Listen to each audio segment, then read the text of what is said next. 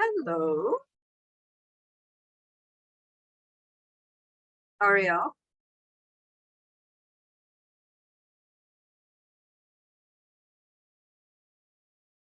Hi, Ariel. Oh, Caitlin is coming in.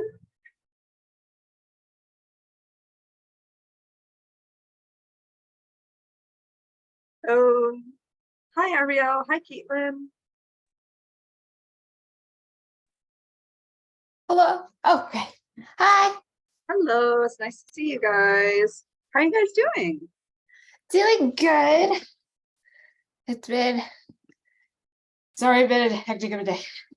Oh, I'm sorry. I know you're kind of probably sprinting from meeting to meeting, but thank you. And Caitlin, because you're officially starting in September, this will be the last will ask you to do work in this summer, and then you will get back started on September because the grant technically ends in the end of the year. Okay. So we'll just get your feedback on making the code book as good as possible, and then you'll do the actual like coding and any other. I mean, you're kind of going to be the cleanup crew, so you're going to just be coding kind of whatever is left over. Ariel, how are you doing? Oh, good morning and happy Friday, everyone. Are you on the bus again? And unable to talk?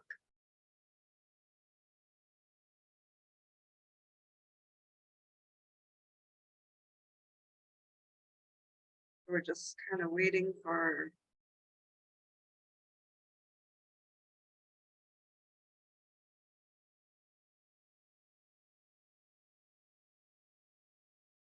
Oh, okay. Experiencing a little lag, but I should be able to talk more today. Okay. Thanks, Ariel. I'm sorry you're having lag. It's really annoying when you have online meetings and then your computer won't work very well. But I'm delighted to have you guys here, and we are still waiting for a couple of people. So, Liam is here. Joe will not be here today. Hi, Liam. How are you doing? Okay, so we'll wait for Liam to. Hi, Liam. Oh, sorry I'm late. No, it's no worries. Thank you. You are not late at all. It's just 12:04. But today we are not going to be having Joe. He'll have to catch up. Boyan will also not be here. So I believe the only person we're missing is Karen. Let's give her a couple more minutes. But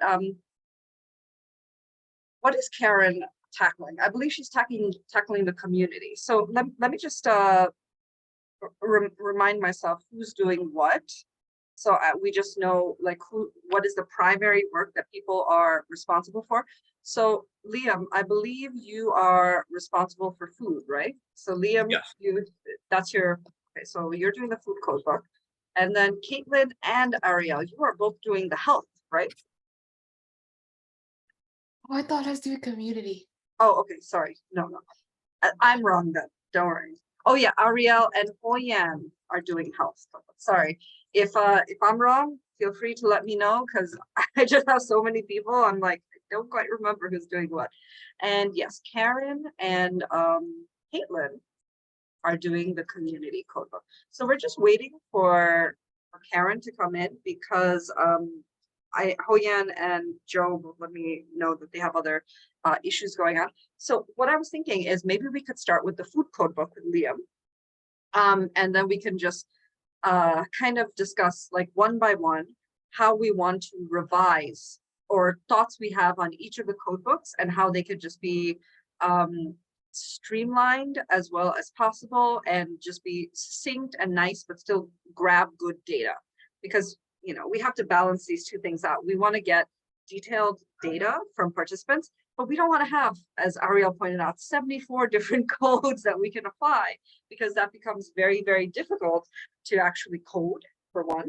And then it also becomes incredibly difficult to get meaningful data. When you have all like if you have 100 participants and you have 50 different codes, then the participants get dispersed too much across these codes and you're not really getting good meaningful numbers to compare participants. Okay, so let's begin by talking about the food code book, which I had a couple of like questions and issues on, so we're gonna kind of review that together. Let me just pop that up and then I'll put it on. Sorry, You know what? I have a Adobe stuff on my computer and it makes my computer so slow. So I'm gonna just try and shut I that can screen off. share the I can screen share the code book also if you wanted me to. Oh, I have it. Sorry. No worries. Because I also do want to take some, but thank you, Liam. Okay, so this should be fine. What I'm going to do now is I am going to share the screen and we're going to take a look at my. Okay. So this is the version 2.0, and it's just so the narrative writing prompt is describe a normal day in your life when it comes to food. What kind of meals and snacks do you usually eat?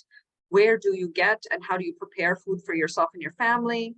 Do you or your family ever run into any problems with food? And if so, how do you solve these problems?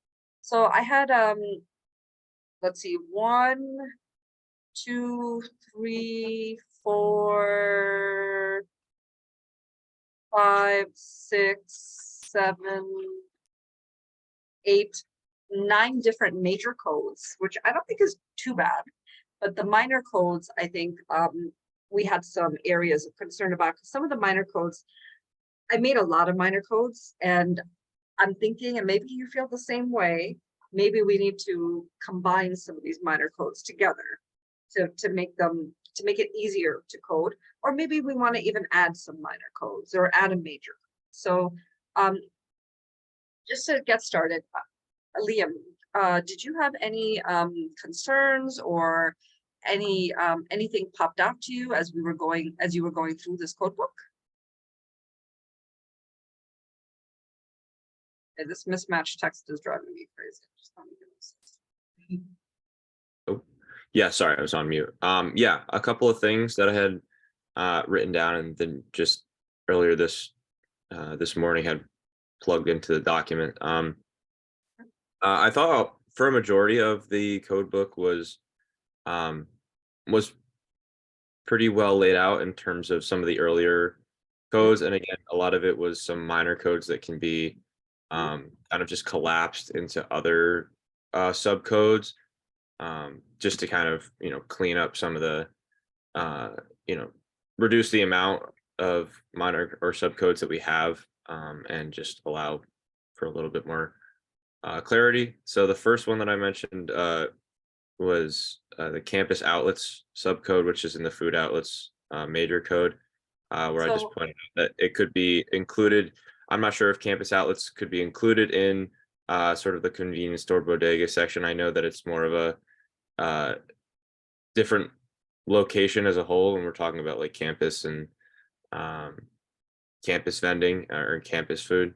And I know that we're also primarily getting narratives from college students, so that would be applicable. I just didn't know if that was something that could be collapsed. okay, that's a great point. Let's think about this. So the convenience, so this major code is food outlets. Participants talking about the food outlets that they use to get food. So they might say, I went to McDonald's, I went to the grocery, I went to, I use a vending machine on campus to get food. So convenience stores, deli, bodega, participants say that they get food or like to get food from this kind of outlet. So, someone might say, someone might say, on a school day, I'll buy myself something to eat at the deli in the morning.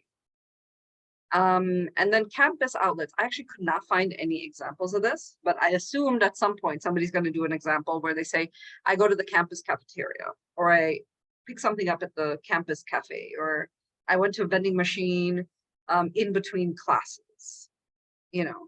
Actually, vending machines, this actually would fit. Most of the time I eat snacks in between my classes from the vending machine. So this is actually like a campus outlet. Also vending machines. So should we combine these codes together? What do you guys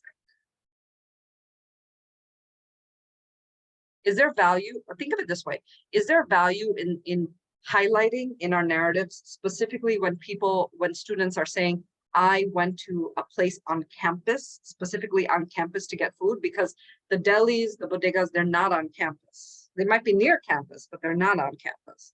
So do you think it might be useful for us to specifically see and point out here are experiences where students are eating directly in the campus. Like they go to, Brooklyn College's cafeteria, which is terrible.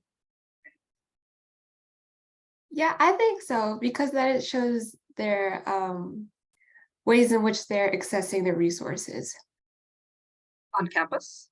Yes, or just like the difference between going outside versus staying on campus. So in a way, like it not only shows like the resources on campus that they are using, but also, if it has to do something with like proximity or like time. Yeah, those are good points. People might choose to eat on campus because it's more convenient. Yeah, Ariel, please just feel free to go right ahead.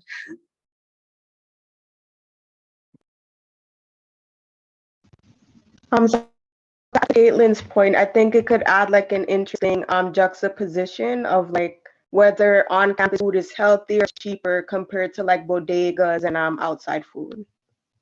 Okay, that's an interesting point. Maybe it'll be combined with other codes, and we could actually look at that in Atlas TI. We could actually see, for instance, when people use this campus outlet code, is there going to be some kind of, is it combined with other codes like too expensive or well priced or something like that? Okay, so thank you for bringing up this important point, Liam. And we definitely do need to try and put together codes when it makes sense, subcodes when it makes sense. We're going to keep campus outlets for now, and I do think there is some value to doing that. So okay, so if I go, actually, we can just go down. One question I had, and I genuinely am not sure about this. I have a food eaten, a major family of codes where people are talking about like the specific types of food they eat. So like I've noticed going through the narratives, a lot of times students are like, oh, I ate this meal. I really like to eat rice. I like to eat noodles. I have cereal, et cetera, et cetera. Sorry, yes, Caitlin? Oh, I just had a question about the last code. So would they still be like separate categories, like vending machines and campus outlets, or would they combine to be just to campus outlets? Well, you know what? This is a good question. That is actually a really good question. So for vending machines, do we want to say any vending machine just goes here? Or do we want to say like, okay, this one, and most of the time I eat snacks in between my classes from the vending machines. This person is clearly eating from vending machines on campus, right? She's not sprinting off a campus, going to a vending machine and then sprinting back on campus. These are vending machines that are on the college campus. So do we want to make it so she would be coded just in vending machines, or would we also include it in campus outlets because the vending machine is on campus? Would we be able to include that one in the first minor code that you have up there with the convenience stores, deli, bodega section as kind of like the off-campus, like more public option of a vending machine? I don't know if that would, again, I think I don't know if creating like a separate subcode for vending machine would be like too specific. Yeah, it could be that these are the kind of questions that like we get into, and it's like we really have to think about it because it's actually going to affect our coding. Do we put vending machines apart, or should we combine vending machines with convenience stores, deli, bodega? Like, is a vending machine pretty much serving the same need as these other areas?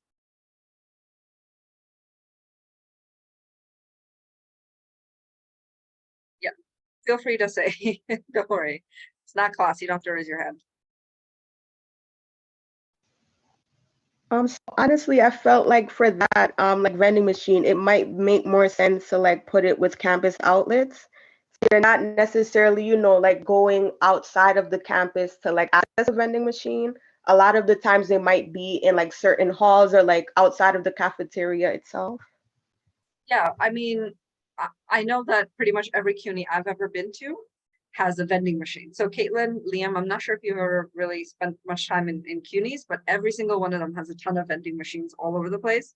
And I see a lot of students going in there, getting snacks, getting drinks, getting like cookies or chips or something. It's something that CUNY students do constantly. So I would expect vending machines to come up a decent amount of times in narratives, not all the time, but a decent amount of time in narratives, because students do eat from there.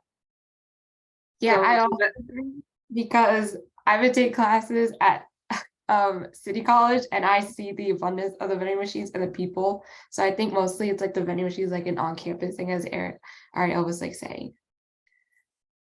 Okay, so here, so there's this is so complicated, right? And it's just about vending machines. So what we could do is have vending machines standalone. Standalone. If you see a vending machine, you see a vending machine mention, it only goes into this code. So this is one possibility. Vending machine standalone. If you see a vending machine mention, like, and most of the time I eat snacks between my classes from vending machines, it gets coded by this and nothing else, right? Now the other thing is to have vending machines subcode, but it could be combined with campus outlets if it is a vending machine on the college campus. So basically, you can, for the quote that is mentioned, you can double code vending machines and campus outlets, because we're going to keep campus outlets as it is. I think that is, I think that it is important to have it. Or the last thing is that we put vending machines with convenience stores, bodegas, deli bodega. It stands alone. And then the fourth option, sorry, so it stands alone. And the fourth option is that we combine vending machines with campus deli bodega, but for the quote, you can double code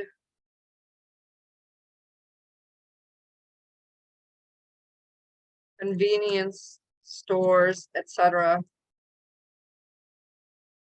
So which one do you want? 1, 2, 3, or 4? Those are our 4 options. Take a little bit of time and then tell me. We'll tally up the votes.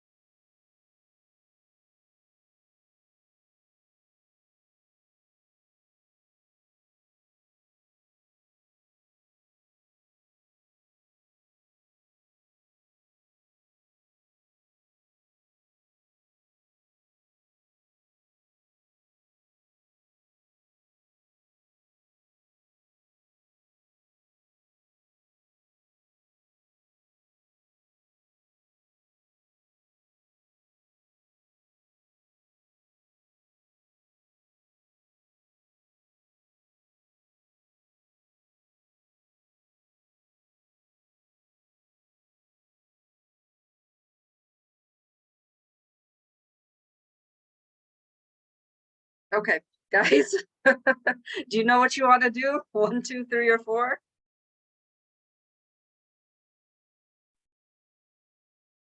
Personally, I would say I think that putting it with the campus outlets makes the most sense, especially with the um, sort of pool of students that we're getting on would be primarily through campus outlets. I think that's the most likely. At least we'll get an abundance of narratives about on-campus vending machines. If Yeah. anything comes up about a vending machine off campus, we can sort of categorize that or subcode that or slot that in somewhere at a later time. Okay. So do we want to put 2? So you would vote for 2, right? That would just be my vote. That's just my opinion. No, no worries. We're tallying it up. Caitlin. I vote 2. Okay. Caitlin votes 2, and Ariel. I think she put her answer in the chat. Oh, she put her Yeah, answer in I the also chat? think 2 makes the most sense. Okay.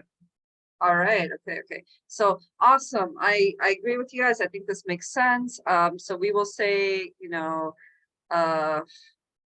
includes any mention of vending machines can be double coded with campus outlets if the vending machine is or is implied to be on campus. So fantastic. So that's one thing down. Yeah. Okay. Now, another question I have. So and thank you, Caitlin, for bringing that up. That is a really important point. The more of these things we clarify and make clear, the better. Because the clearer our code book is, the less pain we have in the long run when we're trying to code. Ariel, sorry, you had your hand up? Ariel? No, I was just using the clapping emoji. It's Oh, okay. Sorry, I got confused. They're great. Okay, so one other thing I honestly was not sure about is we have a major code called Food Eden, where participants are talking about the different types of food they eat. And they say, like, this is my breakfast, my lunch. I have so many codes here. Let me share this just in case you guys don't have it in front of you. Let me just share this with you. Okay, this thing is getting in my way. I'm gonna put it in chat right now. Sorry, I forgot to do that. So this is the health code book. So I have so many different foods that people mention. So we got healthy foods. They have some kind of meal like chicken salad and grilled salmon with red potatoes. We have produce, fruits and vegetables. We have meat. We have staple foods. Like I just put in a bunch of stuff like dried canned goods, frozen foods, bread, rice, cereal, beans, eggs, dry pasta, etc., etc. Dairy, specialty foods like protein powder, which is just like random stuff, very specific, can be taken out in an already large category. Yeah, you know what?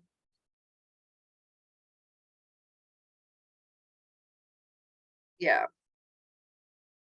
I also thought there that protein powder could be like at least I know I use protein powder to like make protein shakes. I didn't know if it could be included possibly in some other category because I do know at least like now with fitness culture using protein powder is quite common. I just didn't know what else could be put in that specialty foods food that code is, to make it more substantial. that makes sense. We could just put food that is not in other categories. So it's just we'll have a random grab bag of just things where we're like, I don't know where this goes. Let's just chuck it in here. So I have a lot of stuff, staple foods, dairy, seafood, fast food, junk food, sweets. I don't know. Maybe we want to. Maybe we want to. Same. Are they the same thing to you? Or are they different? Like, is ice cream the same thing as going to McDonald's? We got It, drinks, it's leftovers. Oh, actually, I don't need to put water because we mentioned drinks. Lead row, and then other. So is this too much? Should we just like collapse it? Are there things we can combine so it's not just so massive? I feel like this is just a lot of like codes. I think I see it with the fast food and the junk food and sweets because most of those foods like can kind of go into the same category. But then you have the granola bar highlighted, so now I'm not sure. Because a granola bar can be healthy, but it also depending on what type of granola bar it can't. So I feel like that's could also just be like because it's not fast food in a way. But I'm not sure. Yeah, I wasn't sure where to put it. Like, do I put granola bars in staple foods? Sure, I guess we could do granola bars here, right? I don't think most people would think granola bars are like junk food. So that's a good point. So let's move granola bars and make junk food like, you know, like ice cream and chips and stuff. So what can we combine, or should we not have so many of these categories? Because people mention a lot what they're eating. Like, as you can see, there's like a lot of times when they're just saying literally what they're eating.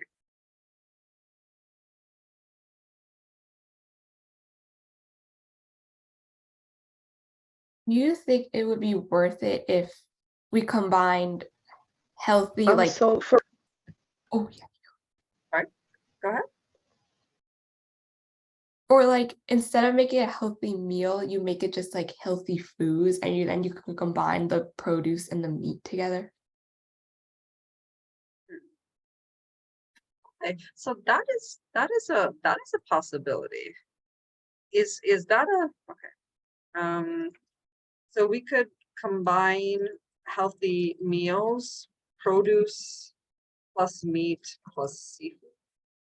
Is that a good idea, or do we think that it's useful to just keep track of how often people mention, say, fruits and vegetables?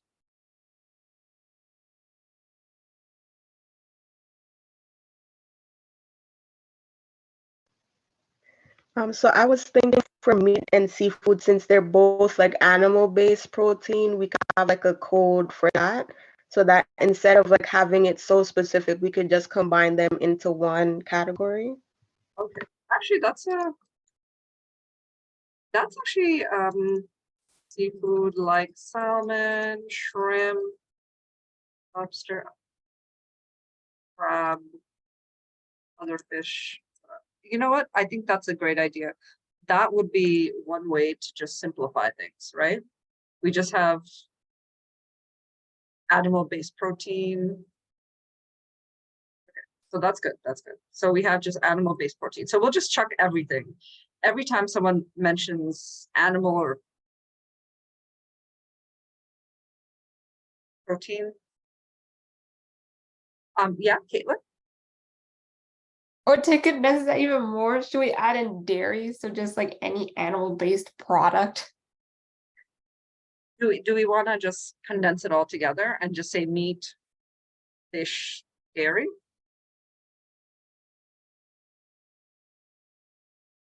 I think that that might start to get a little bit packed for like one code. If we go on more like of a animal based like path of it, I think that would serve its purpose. But if we're looking to like actually differentiate like different food groups of like what people are able to get access to, or what people are able to afford, or what people are consuming in terms of their health patterns, I think it might be Yeah. helpful to keep those separate. Even though I do like kind of uh I like the combination of combining like the source of like protein foods or meat specifically with fish and or seafood and other What if forms of. that is a great point? We do want to differentiate what people are able to get, because people might be able to get like staple foods but not be able to afford protein, right? What if we combine staple foods with dairy? I just realized we could just put milk, yogurt, and cheese with staple foods. I think that would work, right? Milk, yogurt, Yeah. cheese, in other words, i.e. dairy products. Okay, dairy products. So that's good. We've already like done a little bit of combining, so it's not so like gigantic anymore.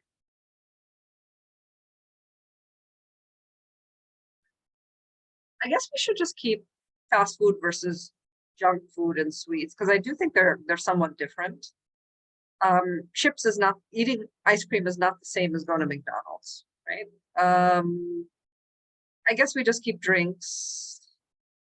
I have leftovers because they do mention sometimes eating leftovers from past meals, or do we want to combine leftovers with healthy meal? Is leftovers an important enough category in its own? Yeah, Ariel, sorry.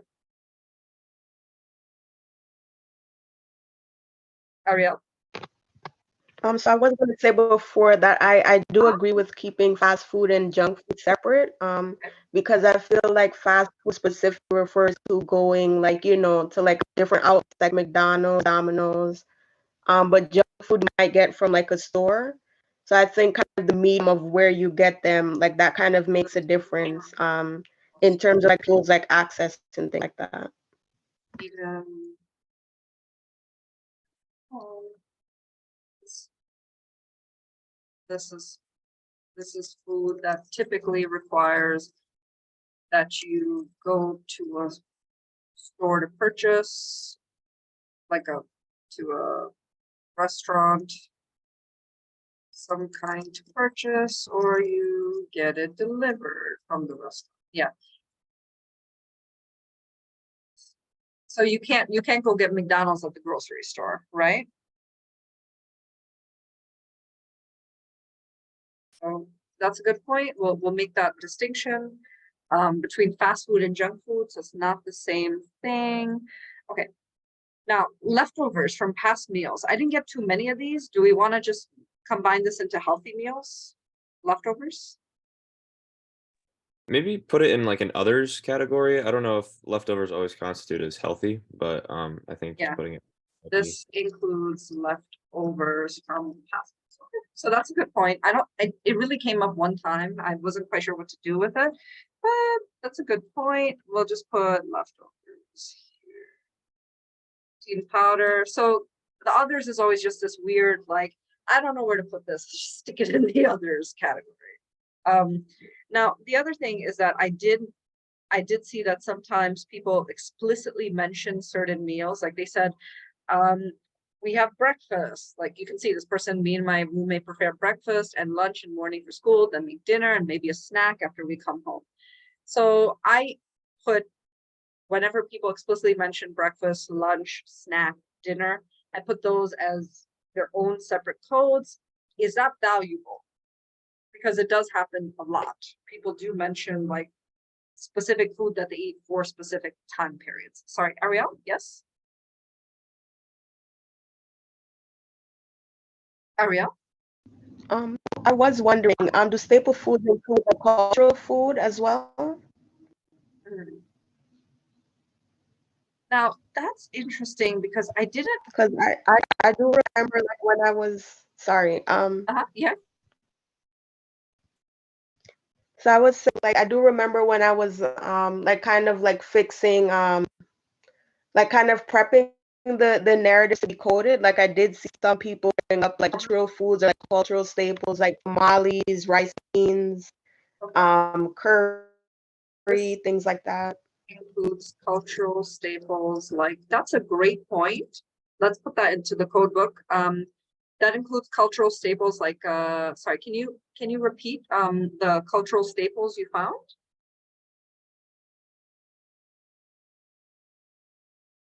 Ariel? So I found people saying like tamales, rice and beans, curry. I think tamales, rice and beans, curry, that feels more like healthy meal, right? Cultural meals. Because I think tamales is not like a staple food. You have to actually prepare it. Same with rice and beans and curry. So I think we should put that under healthy meal. Maybe there are cultural staples though. I almost wonder if like something that's more of a cultural food can go into another like main category, because I feel like that's like a descriptor of a food that's less to do with the nutritional value of it and more of like a sort of another like external factor about the food. I don't know if that could fit into like coping strategies in terms of having cultural food that like someone has cultural food to like connect with their I don't know, cultural roots and like experience their food consumption in that way. You It's know, just that's it's a an really idea. good point. I'm just not quite sure how to handle it because, okay, so theoretically, and we're not going to necessarily do this, but theoretically, if we had something like cultural meals, we would be putting like this person for meals. I usually eat any Pakistani food that my mother prepared, right? But then we could look at something like chicken and rice. Is that a cultural meal? Fruit bowls, bacon, spinach, eggs, lox, and avocado. So like that would be kind of like this American meal. So will we put healthy meal as implicitly like aka typical American food and cultural meal is non-typical American food? Does it make sense to kind of parse it that way?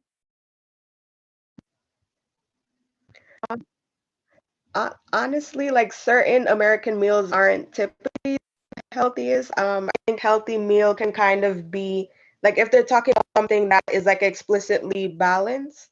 So like they talk about having like one carb, one protein, and then like a fat. Yeah.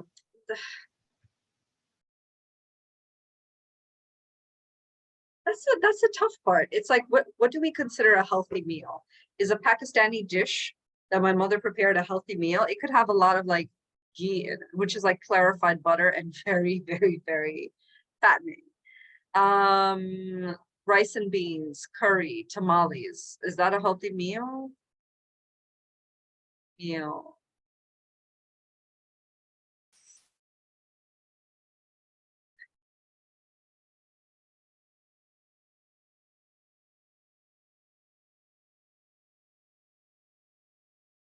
You know what? Maybe I think we should play it safe and have like a broader category where we just put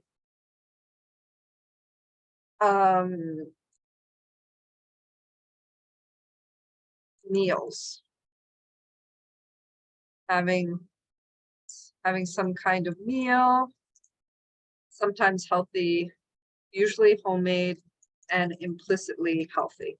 Because I think that's the easiest way of doing things, because I think we could run into trouble with reviewers if we were like, but these are cultural meals. And then the reviewers will be like, what are the other meals? How are they not cultural? Every meal is cultural.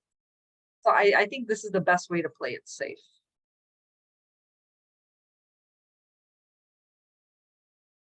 Yeah, Ariel.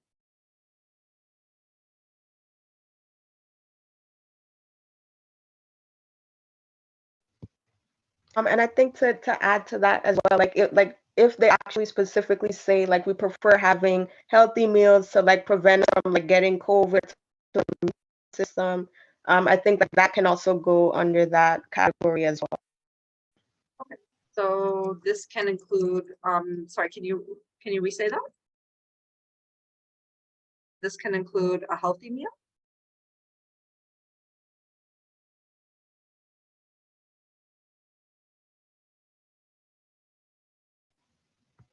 So I was saying like if they explicitly like specify like eating like a lot of vegetables or just food that's known to like boost their immune system, then that can also go like under this category. To support their health. So support their health. So I think we have, okay, mostly winnowed this down. Now, the other thing is we want to explicitly note when they mention breakfast, lunch, snack, and dinner.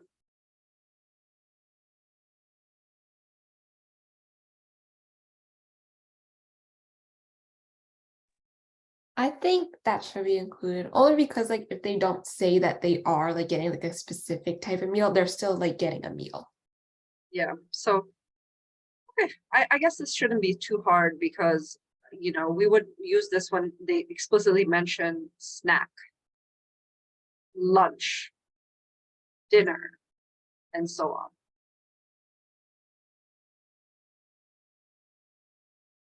So I'll just say when they actually explicitly bring up breakfast, not implicit, explicit. They literally say breakfast.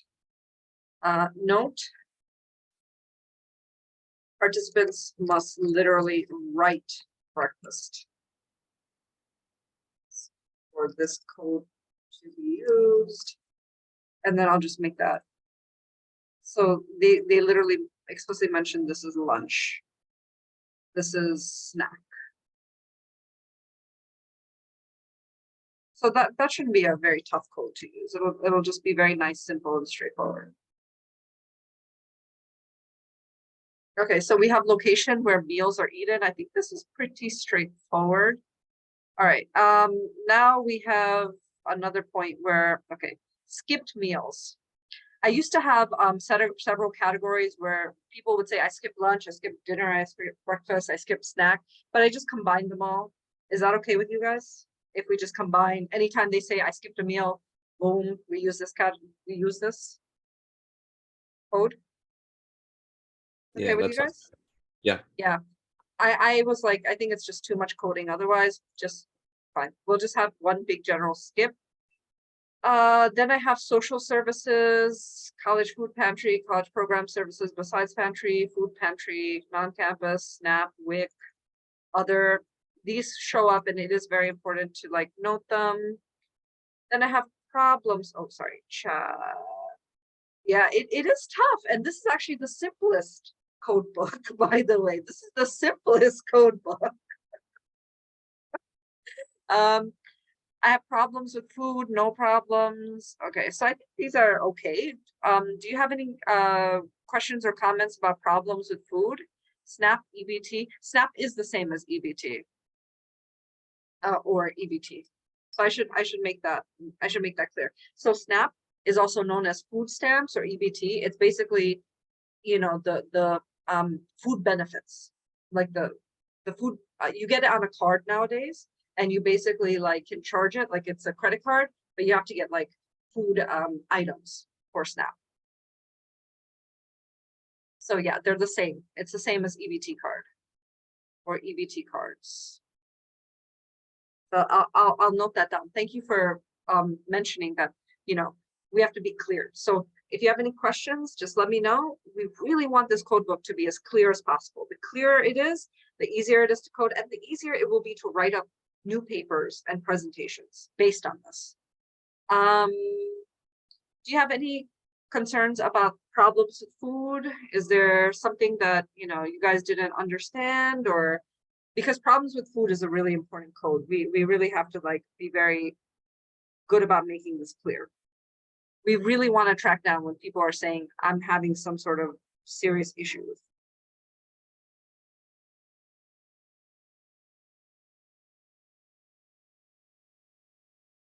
It looks good. Yeah. So what about coping strategies? So Liam, you had a possible addition of sleep eating. Sometimes I choose to sleep instead of eating, so I reduce the feeling of being hungry. Yes, that's a great point, because you know, sometimes people will try to find some way of reducing their appetite. I really like that. That's a great example. So thank you for putting that in. That's a great example. Buying cheaper food, other coping. Is there anything else I can add in coping strategies? This is what I found by going through a lot of like narratives, but again, I kind of chose a random sample of narratives. So there could be other codes that I just didn't get around to because I looked at just that I just randomly chose. No, these look good. I thought this was a pretty good, well locked down section. Excellent, excellent, excellent. And then food preferences. Again, I'm not sure if we should have this as a family of codes, because I tried to like look at like different types of food preferences, because people often did say, you know, oh, I like to eat this kind of food, I like to eat that kind of food. So I wasn't sure if we should have this as a separate family of code or just one big group of codes where we're just like, here, people had these food preferences that they mentioned. And Yeah, Liam said to reduce our overall code quantity, we could keep this as a general code with no subcodes. Identifying words like or dislike or hate, love, hate should be enough to code these sections. Okay. Sorry. Did you want to add to that? I mean, just that, yeah, I think there's a lot of like similarities between the narrative examples from these different, like having a food preference just in general is something that I think everybody has, and there's going to be like a ton of different Yeah. so I think you can honestly even add more subcodes if like for food preferences. I'm sure if we continue to think and brainstorm about what people like and dislike. So I think just the abundance of like different opinion, I think might just make it easier to code it more generally rather than having a bunch of subcodes. But You know, I uh, just thought of something. What if, that's a great point. And what if we had food likes and food dislikes? And we just, like you said, look at when people say I love, and versus I hate. Yes, Ariel?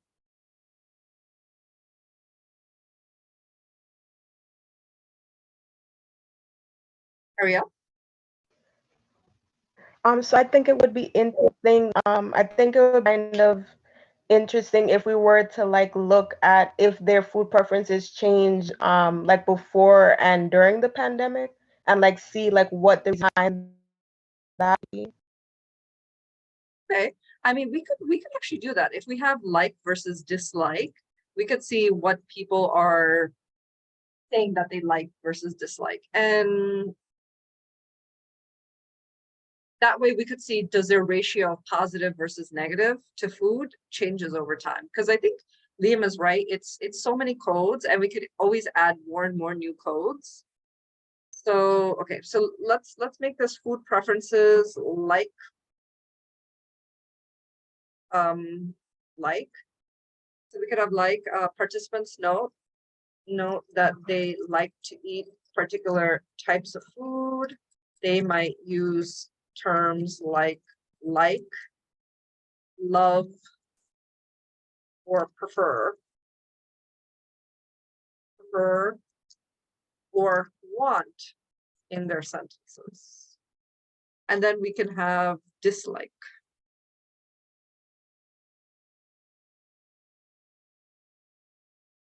Dislike. They do not like. So they might have something like dislike, hate, or don't want.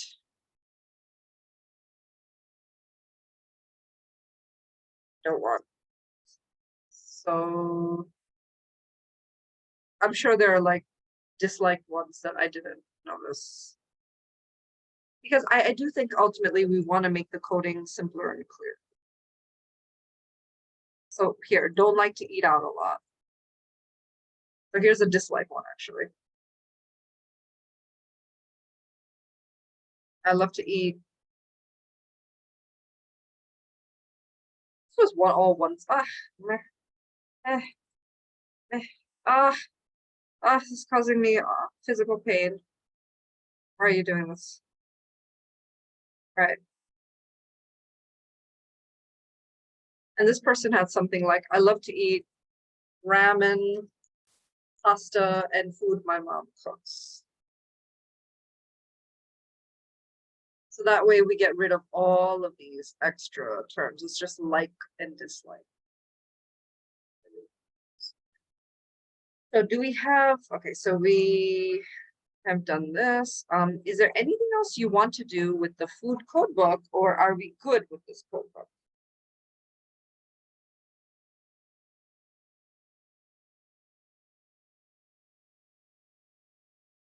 Any other issues, comments, concerns with this code book?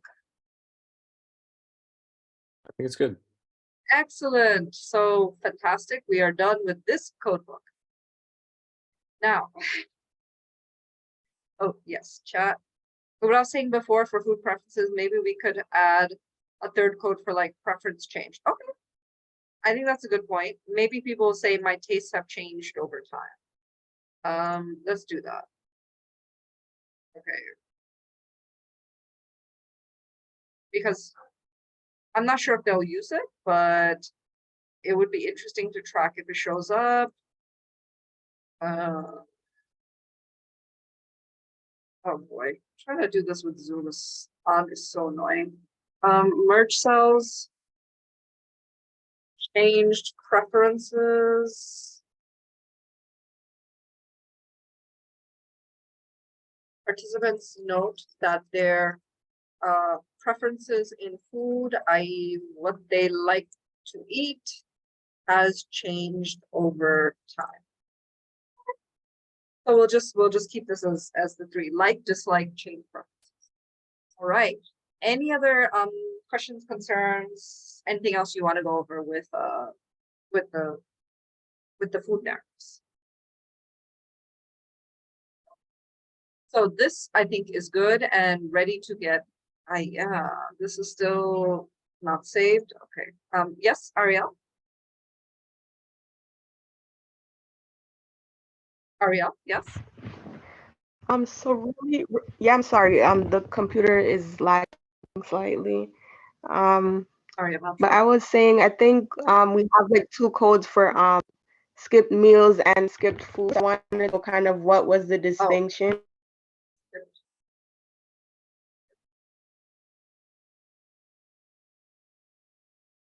Okay, I'm trying to look for skip. Okay, so we got, they skipped certain meals throughout the day, and okay, so they skipped certain meals throughout the day.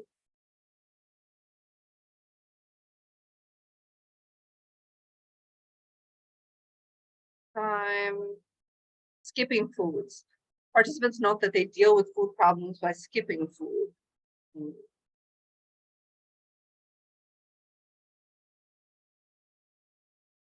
You know, I honestly would say, and I think this is a good point. I would honestly say that people in skipped meals say that they just skip certain meals through the day and it's not necessarily a problem for them. Like, for instance, this person said, I don't eat breakfast because I don't have enough time to make it, or I'm just not hungry when I get up, stop, I don't eat. So I would say this is like, this is not a coping strategy for dealing with food insecurity. This is just them saying they skip meals for various reasons. Like, for instance, I take medicine for focusing in school, so I don't eat throughout the day. When people skip food to cope with food security, that goes into coping, skip. So I think there's a difference between people saying I normally eat once or twice a day, I take medication for focusing, so I don't eat during the day, and people saying I skip meals to deal with food. So sometimes due to money issues, and those are solved by buying less snacks. Sometimes I choose to sleep instead of eating a meal, so I reduce the feeling of being hungry. Does that make sense, or do you think we should combine them?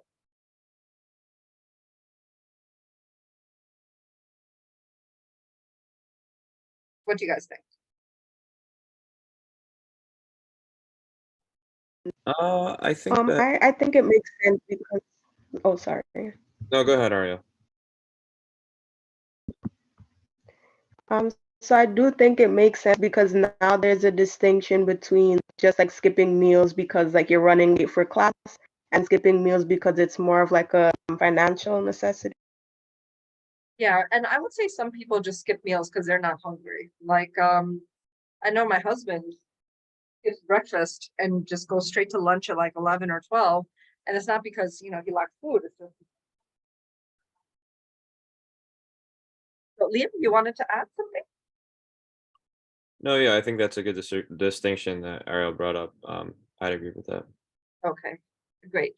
So yeah, I think we're done with the food. Thank you so much for your in-depth detail. I think this is a very nice code book. Like, it was pretty good to begin with, but now hopefully we will not have any trouble using this code book, and that'll make make it worthwhile. All right, so okay, so Karen is unfortunately not here. Would you guys, I think we can only cover one more code book today, unfortunately. Do you guys want to cover the health or the community code books? Because, well, let's see how many code books we can do. Okay, so you know what? I think the health code book is more important. So let's look at the health code book. Let's see.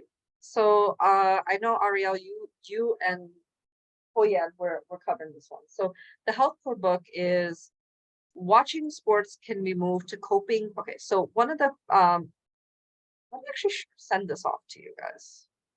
That would be the best way to do things. So very annoying how I have to. So health code book is right here. Here's the sharing file. So the health code book, one of the major codes is coping strategies. There's a lot of things they can use to cope with health issues. So obviously this is a very important family of codes because we want to know, like, if they're having health problems, what are they doing to deal with these health problems? So our one of the coping strategies is art, writing. So they use some kind of art like journaling, whatever, to basically cope with health issues. And Ariel said watching sports can be moved to coping exercise. Watching TV and playing video games has little to do. Well, I would argue that TV and video games are kind of art form, right? And football, watching football or other types of sports, I would say that I think that that's not exercise because you're not doing the exercising, you're watching other people do the exercising. Maybe we could make this coping art entertainment. Like, would that make more sense to frame it as coping art entertainment? So any kind of entertainment form, whether it's video games, listening to music, watching football, or creating something, would fit into this category. I think probably online slash entertainment would make more sense since we already talked about like gaming and social media in that code. Because I think art, like you're more so creating something, and entertainment is like you're more so like watching something for joy or like to kind of like get rid of like certain boredom to a certain extent. Okay. Do we want to, okay, so do we think there's value in creating art versus consuming entertainment separate? So journaling, writing versus, say, playing video games or listening to music? I think it can be combined unless people feel that like art is more like, just like manually doing something like painting, for instance, or unless, well, actually, never mind. I just read like the last part with the listening to music, so never mind. I say keep. It's tricky. Liam, do you have any thoughts? Yeah, I'm kind of in the same boat as Caitlin. I'm not quite 100% pinned down on one thing yet. You know what? I'll say let's keep it as one category because we don't want the codes to be that like humongous in number, and coping already has like a ton of codes. So I think we should just call it art entertainment, and you either create art or you consume art for entertainment. So I think it just makes it'll just be easiest for us to kind of just collapse them together. Yes, Ariel? Ariel? So for that, I think especially with, like playing video games, like I think a lot of video games, even if they're not necessarily on a computer, you still have to be online to a certain extent. Right? That's why I think watching TV and like playing video games could be considered like an online activity.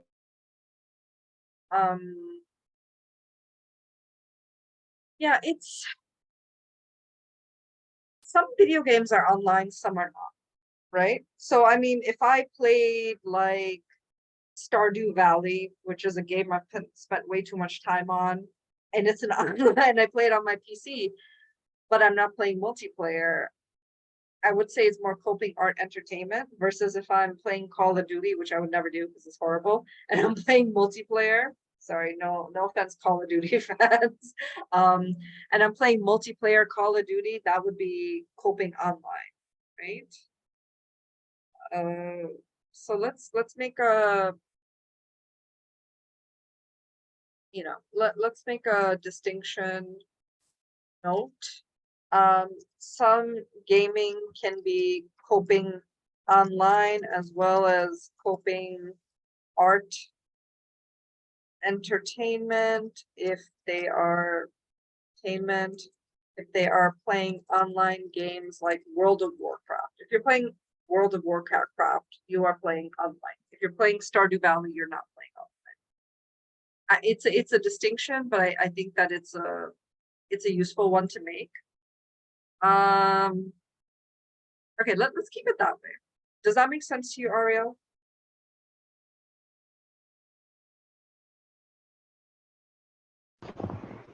I feel like that distinction might make it more difficult because then I would have to kind of like see, like I would kind of have to like either based on my own guess or like based on like having knowledge of that game, whether it's like typically online. So I think that distinction might make it more difficult. Okay.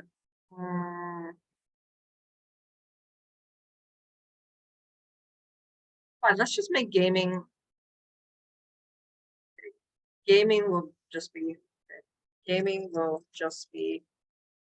coping art entertainment. Okay. So we won't do online gaming. We'll just, if we see gaming, it's just coping art entertainment. That's it. All right. We'll just make it a little bit simpler for ourselves. Does that make sense?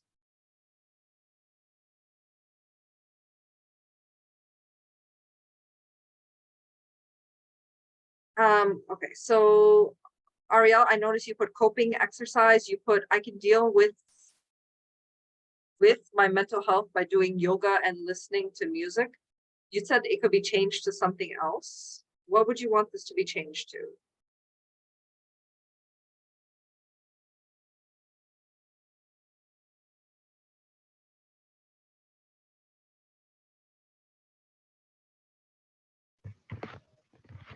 So that's when I was still kind of considering like watching TV or watching sports to potentially be a separate code.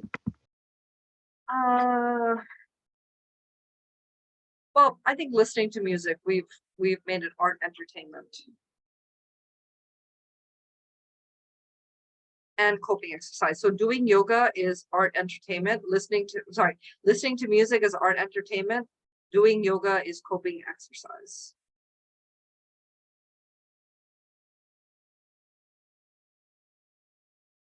I mean, yeah, I'll just make it simpler.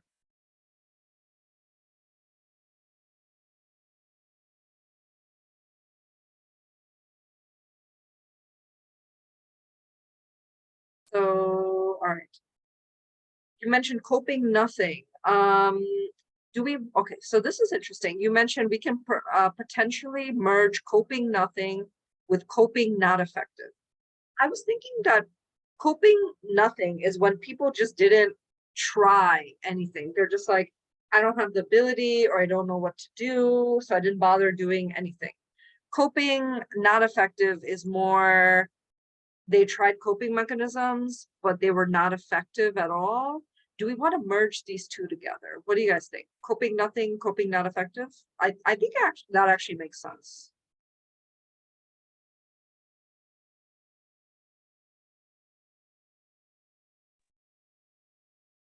So for the not effective, that means, does it usually go with a code saying that they did try something?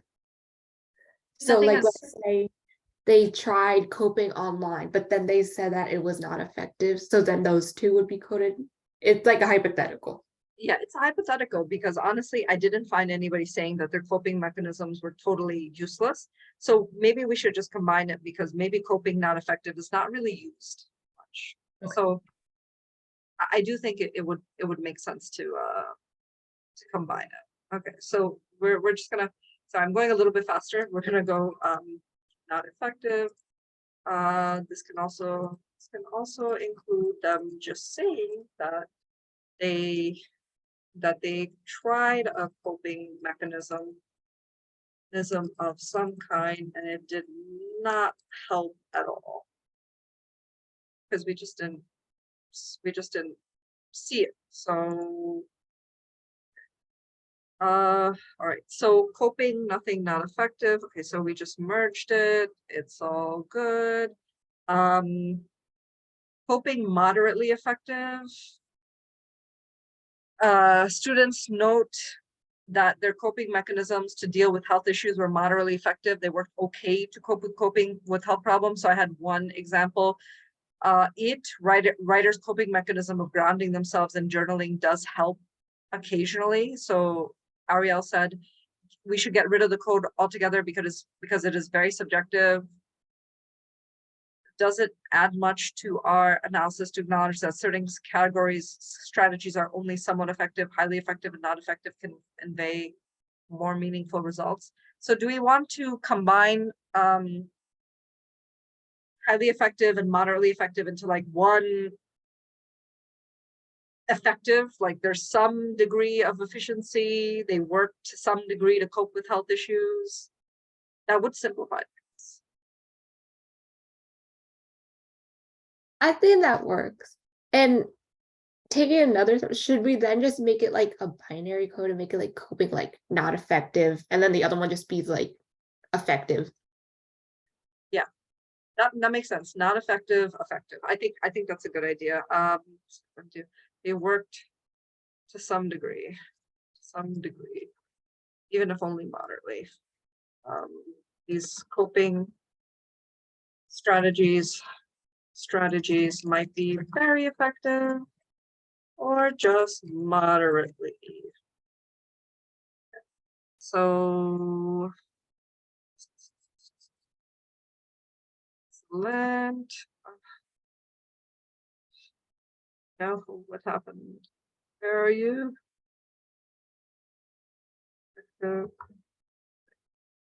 That's good. Yeah. So thank you for pointing those out, Ariel. That was really well done. Coping, other students use other categories, other strategies, not just detailed in the above categories to cope with issues, with health issues. I would just keep this one simply because this is our like catch-all. Like if we don't really know where to put a coping code, we just toss it in there. It's always nice to have another category when you're just like, I don't know what this is, but some kind of coping, toss it in there. So we'll just keep this one. Okay, so Ariel, did you have any other?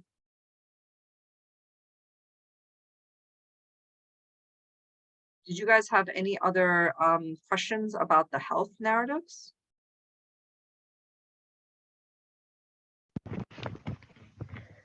I think just in general, like this code book compared to the other three, there's like so many, and like I'm just thinking about when I'm in Atlas TI, like having to keep flipping back to the code book and then trying to like pinpoint which one like makes the most sense. Yeah, I agree. I think there's a lot of codes in this code book, and I'm just trying to think about how to make it more streamlined. And for instance, we have a lot of COVID experience recovery codes, full, quick. We have symptoms, mild, moderate, severe. Maybe we want to like combine mild, moderate. So just looking at it, I'm like, mild or moderate symptoms such as a running cough, short-lived fever, they were not hospitalized. So I think we could combine this. So not so bad.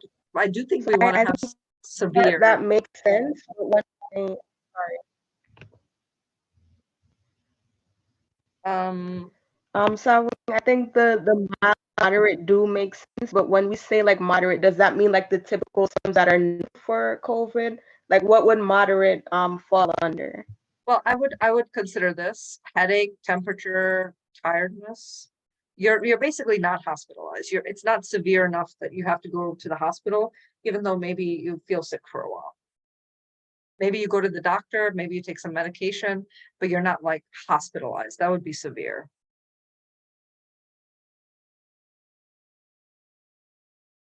And then would that also, like, let's say they have trouble breathing, that would also be mild, moderate, right? Mm.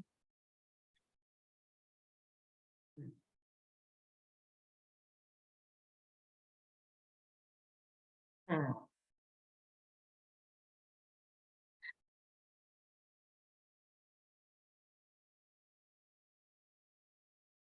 I would put trouble breathing as being severe. I think that's a pretty troubling one.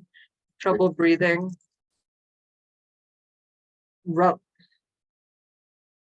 Relatively severe symptoms. Yeah, I think trouble breathing would be more severe. How about recovery? You know, a recovery full, COVID, recovery full and recovery quick. Should we combine these two?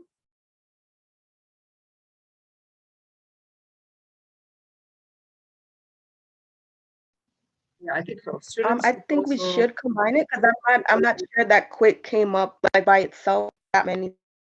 yeah. Also, I think that combining them would be effective because I think that both describe like successful forms of like symptom recovery. So yeah, you're right. if I think something's quick, it typically would be full or holistic. So yeah, I think that that makes sense. So there's personal versus family, long lingering COVID, still have symptoms months, 3 years later. I didn't actually see any examples of long lingering COVID, but I've heard of it. So that's why I'm like, you know what, let's have it in here in case some student does mention it. I don't think it's that rare. So we just want that. All right. Paste, family, personal family, long living COVID, recovery full quick, symptoms mild, moderate, symptoms severe. Okay, so yeah, so it's like two different paired. COVID reactions, emotions negative, emotions uncertain. All right. So another one where we had a lot of codes, and I wonder if there's some way to like combine them, is mental health problems. Students talked a lot about mental health problems, and obviously this is a really important family of codes. We want to have this be as sharp as possible. Tanzania? Yes. Yes. So for like severe and long COVID, since you said like long COVID didn't specifically come up that many times, can we combine it since there's going to be a lot of overlap? You know what? That's a good point. That's a good point. Severe. Okay. They long living COVID. Experience of severe, serious, serious and possibly leading to hospitalization or long living COVID.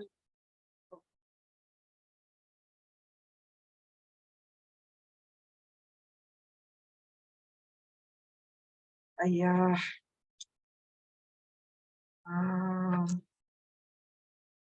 This also includes them noting that they had serious issues during COVID, such as trouble breathing, having to be hospitalized, bed rest. All right. Okay, emotions I think is pretty simple. Mental health problems. That's another category that is, we've got 1, 2, 3, 4, 5, 6, 7, 8 different subcodes. So I want, and people talked a lot about this. So I wanted to know if you thought that there was anything that could be combined or you know, not that useful or should be added to this because this is a really important family. And we want to obviously get good data on the mental issues that people are saying that they're dealing with. Would combining the food related issues and disorders and the self-image, self-esteem work, Hmm. or are they too different? That's a good question. So Mental food-related issues, disorders. They talk about experiencing food-related issues or disorders such as overeating, eating too much or too little, anorexia, bulimia, binge eating disorder. I was anorexic and bulimic, extreme body dysmorphia, unhealthy relationship with food, self-image, self-esteem, very low self-esteem, made stronger by my anxiety.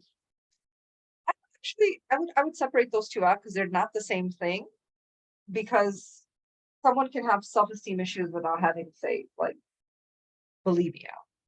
So yeah, I think it would be better just to keep those two distinct, even though sometimes people can have self-image issues and bulimia. But I mean, also with body dysmorphia, like that's one of those things where it could be linked to both. Like it could be like an unhealthy self-image, or it could be linked to like just really low self-esteem. okay, yeah, that makes sense. Mental self-image. Body dysmorphia means that you think that your understanding of your body is grossly wrong. Like you might think you're extremely overweight when in fact you're normal weight, or even underweight. So that's really both. Well, that's really all three things, because she says she's pushing her friends away. So that's mental food related issues, mental social problems, mental self-image. I do think they're different. Is there anything else we might want to combine, or because it's fine if we do have a lot of categories, because there are a lot of people spoke a lot about their mental issues. And sometimes they did just speak generically. Like my mental health was at its lowest when COVID was at its peak. So they're not necessarily like describing it, but they are saying that, in general, they were having mental struggles.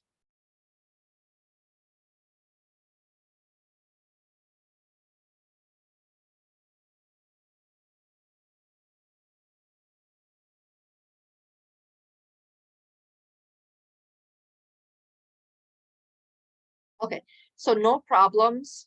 Should we just make it a general no problem code? They're just saying in general, I have no problems, or do we want to disaggregate it to make it like no problem mental versus no problem physical? What do you think?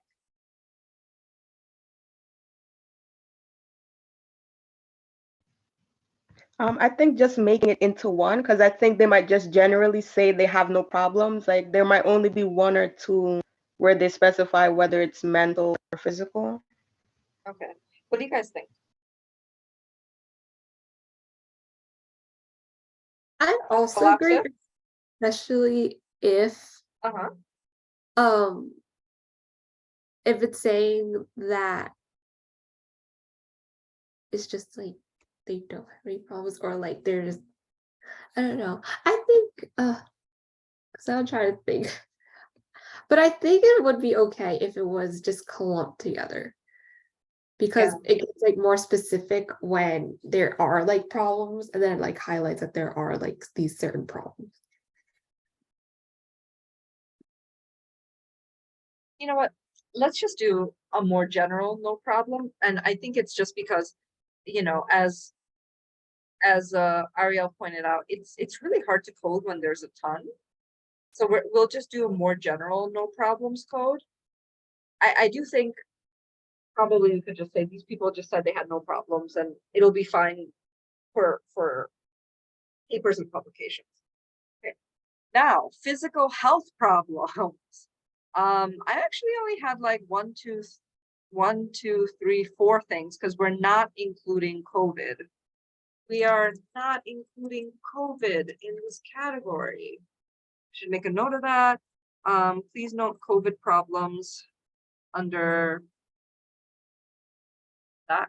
Okay, that goes under COVID-19 problems category. So I only actually found like 4 major health problems, which is interesting because we had so many like mental health problems.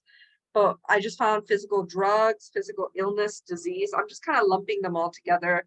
At first, I was going to do every single physical health problem by itself, and then I thought, no, that's crazy. I just did physical illness, disease, and then physical injury, weakness, and then physical general other. So I think that's pretty good. I did notice that get better was listed twice. Sorry, get what? Get what was listed twice? Sorry. Getting better. Me getting better. Oh. Progression of health. Yeah, that's actually something I wanted to discuss. Progression of health. So sometimes people were talking about how their health changed, right? You know, sometimes they are like, I'm getting better. Sometimes they're like, I'm actually getting worse. So one question I had was progression of health. Do we want to just clump it all together into a getting better, getting worse, staying the same, or still healing? Or do we want to do like general getting better, physically getting better, mentally getting better, et cetera, et cetera? Like what makes sense to you guys? And also makes sense in terms of ease of coding.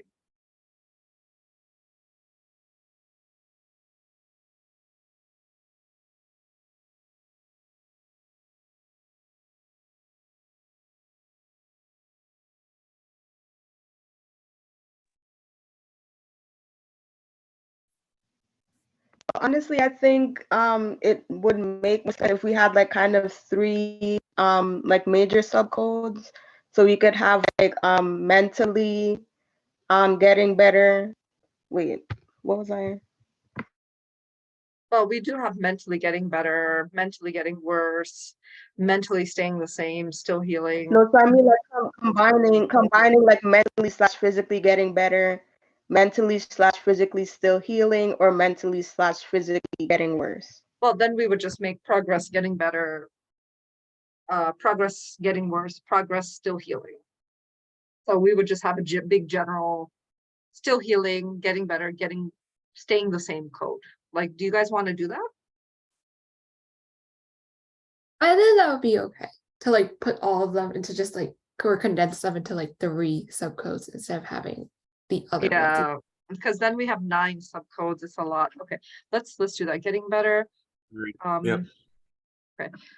Previous these problems, health problems, can be general, physical, or mental. All right, let's do that.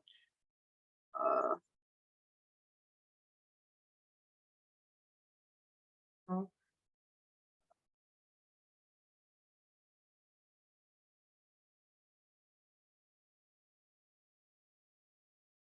So let us do that.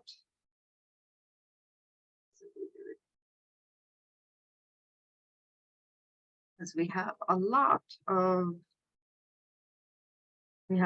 of codes. And this will simplify things a lot. Simplify things a lot. We like to simplify things. Yeah. Oh. Getting worse.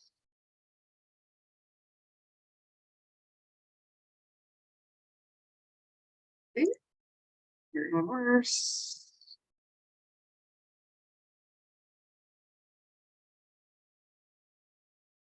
I don't even have an example for still healing. I just put that down because I'm like, you know. Okay, stressors. I think the stressors are fine. I think the support is fine. Okay, do you guys want to quickly look over stressors, support, and treatment and tell me if you have any questions or concerns about them? Because those are the last 3.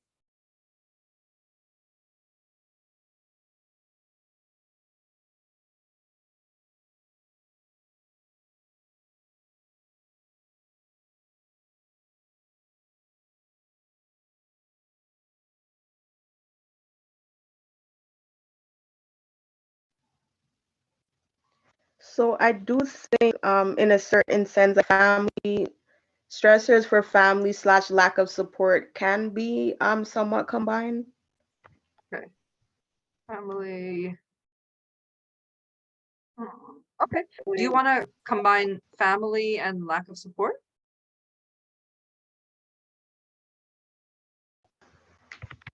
Yeah, so for that we can kind of look at it as like family illness, or like family, like finances being a stressor, or we could look at lack of support from family members during the pandemic as well. How about if we combine relationships, social, and lack of support? Social, not family. So family, because It would family, include like friends and things like that.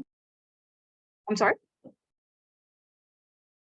So I think we have relationship, social stressors. So for relationships slash, so that would include friends and like relationships. Yeah, so any kind of relationship or social stress, social lack of support. I think we can, because I think family is different, because people have a lot of mentions specifically of family. You know, I think we want to keep family kind of by itself, like pure. So we got general stressors, relationships, stressors, immigration, housing. I think these are mostly fine. These were pretty straightforward. And that was a good idea to kind of combine this. And I think support is very straightforward. And treatment. I think treatment is the last one. Did you like the treatment ones? Did it make sense to you? Yeah, that one looks fine to me. Okay. Yeah, that one's also very straightforward. So Okay. Yeah, that I think was pretty straightforward. Thank you guys. So we are finished with this code book. Woohoo! All right. Oh God. Now we have a 13-page. Okay. All right. So I'm gonna ask if you guys want to take a quick Very quickly, the only other thing. Uh-huh. So for support, wait, I think it was believe it was support. There was other and general. So can we like You come mean that into one, or for the health narratives? yeah, so for the last, so there was support others and support general.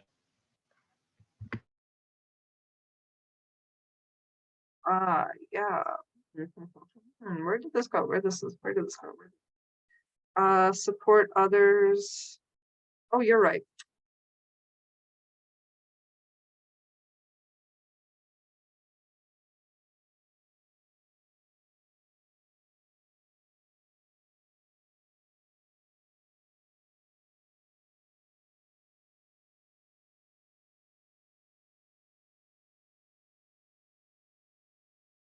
Hmm.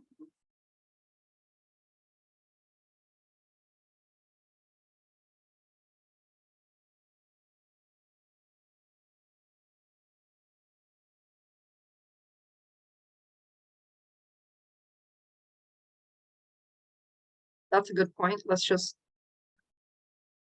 Oh.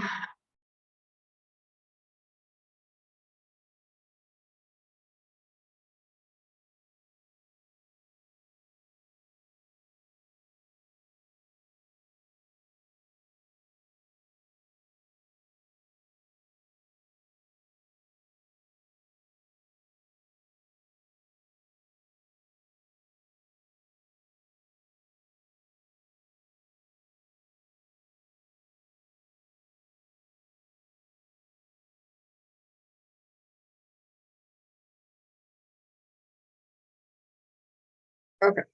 All right. So that's good. We combined this. I don't think we can really combine these. So we should be okay with this.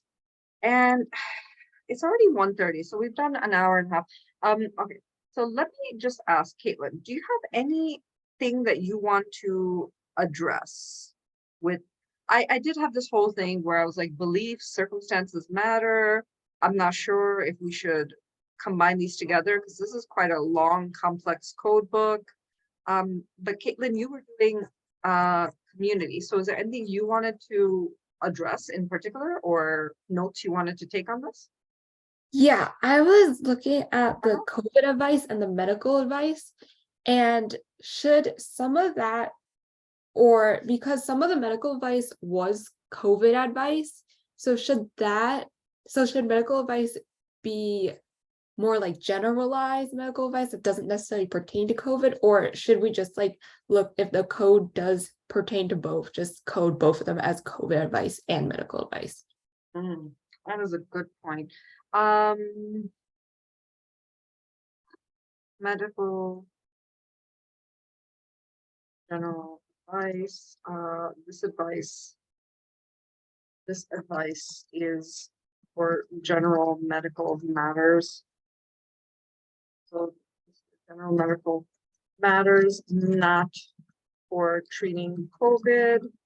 If people are treating COVID, use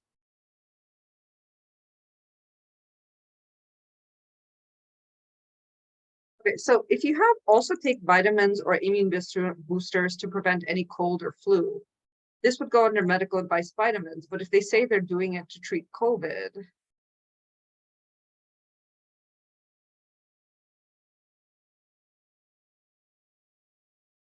know what?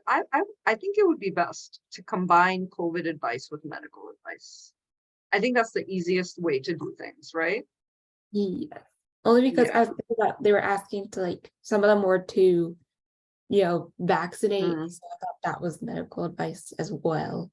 Yeah, that makes sense to me. Where the heck do I put comment? I don't know if that's okay. So it was being hidden. Just combine this with medical advice. So I will just combine this with medical advice in the next code book. That will take a little bit of time because it's kind of all over the place, but okay. Just combine. So we won't have the artificial division. Combine this with COVID advice. That will make it easier to code. And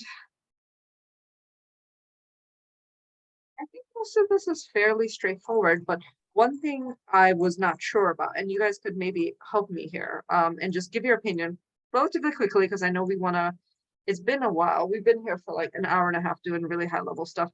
So I'm going to let you guys leave soon, but just can you quickly please take a look? And if you have any other comments, please do let me know. But there's a beliefs miscellaneous section. So we have this overarching belief code where people are just noting some kind of belief of theirs when it comes to health and well-being. So we have like things like agency matters, your motivation matters, mental health matters.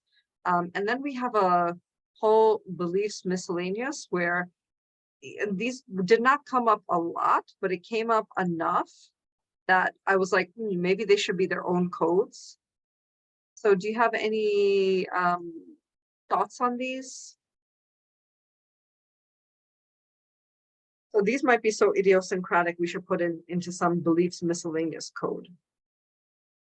Because I think the two caution subcodes should be combined, only because, one of them doesn't believe in caution, but I guess that could be like a belief in like caution, whether or not they should take it. Find these. Some kind of belief regarding caution, whether you should have it or not have it. Yeah, we could probably combine these together because I think these are pretty, this has some underlying similarity, right? So some of these things, I think, looking at it, I think that there's some miscellaneous stuff where it's like, the circumstances matter. Maybe this is like a miscellaneous belief. Importance of health, this came up enough that it could be its own belief. Caution actually came up quite a bit. Seek help, I think, could be its own belief. Independence, I think it's its own like belief. So I'll work on making these, I'll work on rethinking this and how to make them not be just this huge general category. Is there anything else you want to let me know about this particular code book of community narratives? I had a question because on one of the specific narratives, like under community, it said to save and budget because the state nor federal will help you out as much as you need. So in that like belief, it's almost like it's judging the type of help it's getting from the community. So I wasn't sure. Oh, sorry. Because I was Yeah. like, is there something for judgment in a way? Oh, I guess that's independent. Judgment? Maybe something about criticism was word offered. That's interesting. That's actually very interesting. I don't think I actually ran into that very much. I think this was very striking in that this person was very judging, but maybe we can. I mean, it's just one narrative I saw. Did you see anybody else in the community health code books like being this kind of judgmental and saying there isn't enough help being offered or there isn't good help being offered? Oh, I don't think I did. That one just like struck me. I mean, it's very striking. I just wasn't like sure if they should get a type of code of their own because it seems very like idiosyncratic. Mhm. So what I'm going to do is I will sit down and I will think about it. I think the other two code books are great. They're done. I don't really see any reason. The community narrative code book was really tricky. So I'm going to sit down and just have a think about it. So let's just talk about next steps before I let you guys go. And again, thank you for sitting down and sitting here. It is a very tough process. So I'm very happy that you guys participated and gave really great feedback. I think the health and the food code books are looking really good. So what I'm going to do, Caitlin, you don't have to worry about this anymore. I will get back to you in September and, just brace yourself. I think you're probably going to have to do like everything else the other people are not working on or haven't done. So you might have to do all three codings. That's okay. Just all. bracing you. So at least you get lots of experience. You could say I worked with 5 different code books throughout the course of this internship or this research experience. Ariel, because you already did 20 hours of preparing narratives for Atlas TI, I am going to have you start coding some of these narratives. All right. So you are working on the health narratives, and I will have you start coding the health narratives because we have finished the health study. We have finished the health code book, and we have all the health narratives you prepared in the spring semester. However, Ariel, are you there? Ariel? Oh, I still don't feel fully comfortable with the code book. Okay, so why don't you send me an email and we can talk about what else you are worried about with the code book, because I would like you to feel comfortable with the health code book before you start coding. And we do want you to get started on coding relatively soon, but I do want the code book to be as good as possible. So why don't you email me and we can maybe even privately talk in the coming week, okay? Yeah, I totally understand. I totally understand. So we'll discuss this together. So Ariel, I'll discuss the health code book with you more privately. I am actually meeting Hoyan to discuss the health code book. So maybe you can meet at the same time we're meeting and we could all just discuss it together because I want Hoyan's feedback as well. And Liam, I'm sorry, Liam, are you there? Yes. Okay, fantastic. So Liam, what I'm going to do is I am going to get you started as well on Monday, parsing through the coding. So that means that what I'm going to do is I'm going to give you an Excel file of these narratives, and I need you to put these narratives into Word documents in a specific way. And like, you know how these Word documents were basically you were basically looking at them created as each of these narratives were in an individual Word file, and they had a certain heading that told you like the ID number, the campus that they were from, what semester they were from, and so on. Yes. Yeah, so I'm going to ask you to actually prepare that for your particular food narratives, because we don't really have many of those food narratives available. So I'll ask you to finish preparing the rest of the food narratives from fall 2022, the remainders that Ariel and Karen did not do. And I will ask you to start coding those narratives after you're done, because I think the food code book is done and ready. And then, you know, hopefully we will get started on coding, and hopefully the code books will be, if not done, then very close to being done. I think the community code book is the one that is the most difficult and scattered. So the food code book done, the health code book, Ariel and Hoyen will give some more feedback and it will be done. The community code book, I'm gonna have to sit down and think about it. I think that's our trickiest code book. I'll be meeting with Joe and hopefully Karen as well. I'll talk to them about their thoughts, but thank you guys for taking part in this. I'm really glad we were able to talk about it, because the better the code book is, the better our coding is going to be, the easier it's going to be to publish this stuff in the future. And I think we made a lot of progress.